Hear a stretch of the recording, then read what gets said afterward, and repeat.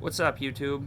Today I'm going to tell a story about a time that I spent about a week in intensive care and ended up calling 911 on myself because I swallowed, I don't know, probably around 6 grams of crack cocaine. I don't know exactly.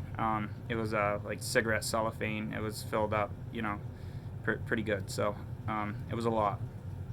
And I was in rough shape. So, anyway, I must have been about 18, and I had just gotten out of jail a couple months prior to this, so I wasn't really trying to go back. And I was with these two dudes, and we had taken a ride to a city near us, and got some crack. I was on probation at the time. I remember I had sold the driver a couple of Xanny bars, and that was a bad idea because he was all over the road. It was probably like 2 o'clock in the morning. We were on our way back. He was swerving and shit. And we were almost back.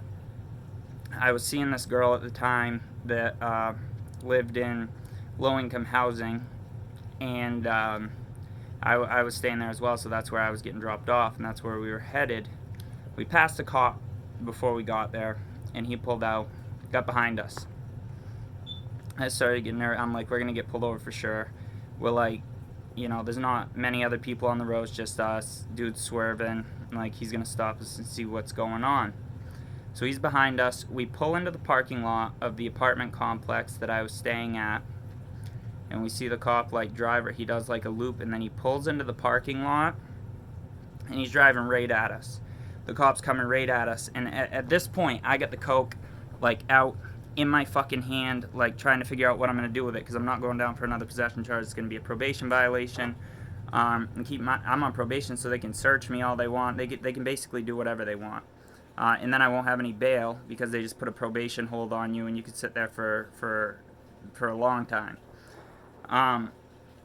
So I'm getting scared. The cops, he's pulling up, like he's getting real close to our car. We're all sitting there trying to figure out, what we're gonna do. We're thinking about all just like getting out of the car and like going in the girl's house that I was seeing, or I'm like, just chill, just wait a minute.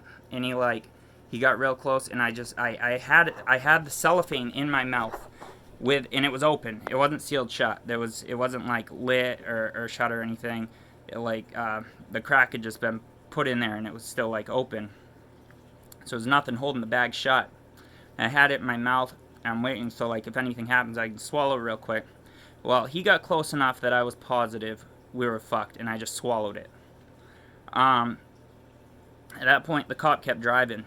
He drove around. I had already swallowed it. He drove off. He didn't even fuck with us. I think he was just seeing if we were gonna jump out and run or something. He drove real close, whatever, and then just left us alone.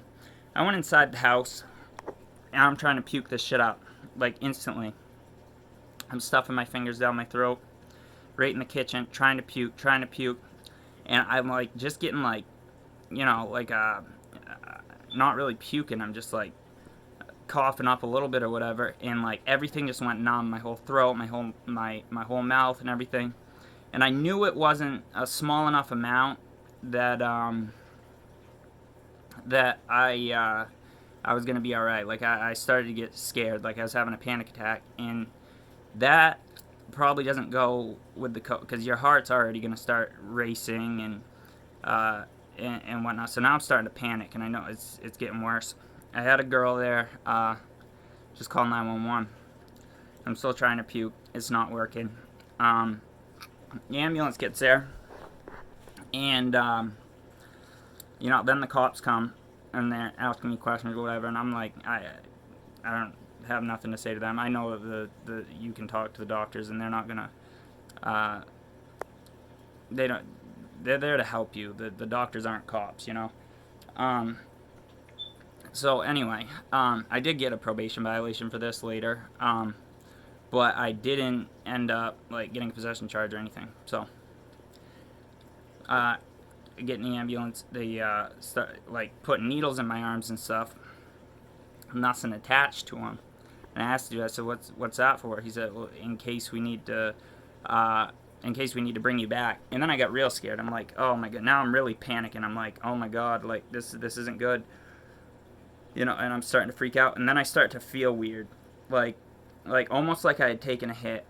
And my ears started ringing, and I started to feel real weird. Like my heart like started racing real fast. Anyway, by that point we had basically made it to the hospital. They gave me charcoal, that nasty black clumpy drink that you drink. I drank that. And the girl I was seeing at the time, she had gotten the ambulance with me. She came with me. So I drank that, and I know they had given me benzos. And the next couple of days, I don't remember that great. Apparently I was straight hallucinating. I was seeing, like, talking about blue dudes in the hallway, and like I was hallucinating, and I kept like freaking out and getting out of bed. They had to put one of those things on the floor around my hospital bed, so that an alarm went off every time I got up out of the bed. I was being a pain in the ass for sure, you know, and I was out of it. I was hallucinating, and my blood pressure, my heart rate, and everything was, you know, it was dangerous. Like, I've been in a lot of situations with the hospital, fights and stuff, where I can leave AMA, against medical advice. Like, I can check myself out. This situation, I couldn't even go outside to smoke a cigarette. Like, they basically, we're gonna strap you down. You're not going anywhere. Like, you could die, you know. Oh, hang on. Anyway, and so this girl I was with, man, she was kind of I must have pissed those doctors off bad. This girl I was with was kind of ditzy, let's say. Like, I'm trying to get her to like get in the hospital bed with me. You know, this is a couple days later when I'm starting to come back to, and she's like literally doing it. She like got in the hospital bed with me. Doctors they're like, no, like you know, not happening. And it was a crazy situation. I got released, you know, a little less than a week later, and you know, I didn't think twice about it back then. I didn't even, like, things like that would happen to me all the time, and I wouldn't even realize how close to death I was or how I could die from these things. Like, I thought I was invincible. I didn't even think twice about it, you know, and I just keep doing these things. I did go to rehab shortly after, but I wasn't clean very long at all, and I think I had to do a little bit of jail time as well for that whole situation, just because it was a drug-related 911 call. The cops got alerted, which wouldn't necessarily get a normal person in trouble, but when you're on probation, then your probation officer automatically gets alerted, and then that gets you in trouble.